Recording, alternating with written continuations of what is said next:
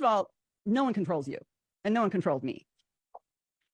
However, you're right. The country has been invaded. We are under a foreign invasion, and it's important people understand this. So let's talk a little bit of history. It wasn't until we pulled back the curtain on the wizard and saw him react that we got to go a deeper dive. And in fact, at that time, I really had to pull back because I had to learn more. We had to learn more about common law and trust law. So imagine you have 3 law forms, and they only taught us 1 to keep us stupid. They taught us maritime. So all of the courts right now in America are maritime. They're administrative tribunals. They're actually trafficking you in every single court case. They're opening bonds in your name. They are money changers.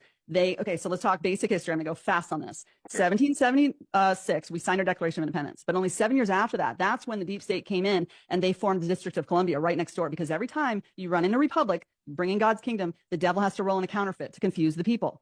Because a republic to the deep state is a very big threat, because they know we live in a consciousness reality. And so long as they can take our attention, they can take our freedom. So long as they can give us benefits and get us locked into a system that we're dependent on, they can take our freedom. So I'll tell you how they did it. They usurped our entire country. We think we live in the land of the free, home of the brave. No, we are not free here. What they did was they rolled in their corporation and they started ruling over us at the corporate level. But at the time, each of the forefathers had established their own republics within each state. So each state was its own sovereign nation. Think of Europe. It was its own country.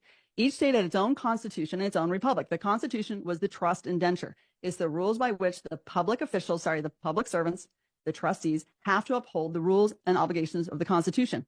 But what happened in 1871 is that they rolled in, because you know all wars are banker wars, so it's all controlled by the 1% global elite. They funded both sides of the war, and they created a civil war. And during that time, they bullied out all of our members of our republics and all of the 35 states that had formed republics at the time in 1871.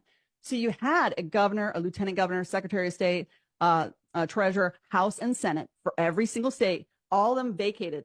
And when they came back 7 years later, they came back as a corporation. So they changed the foundation of our country.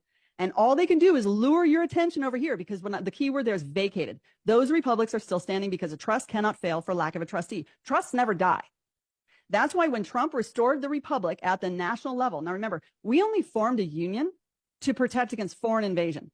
So we had only given power to the union to protect us against foreign invasion. Because what would happen if Great Britain came and took over Delaware, and then we're all screwed? Does that make sense? We had to protect all the states in the union. So they were just wrapped in a bubble. But see, Trump has limited power.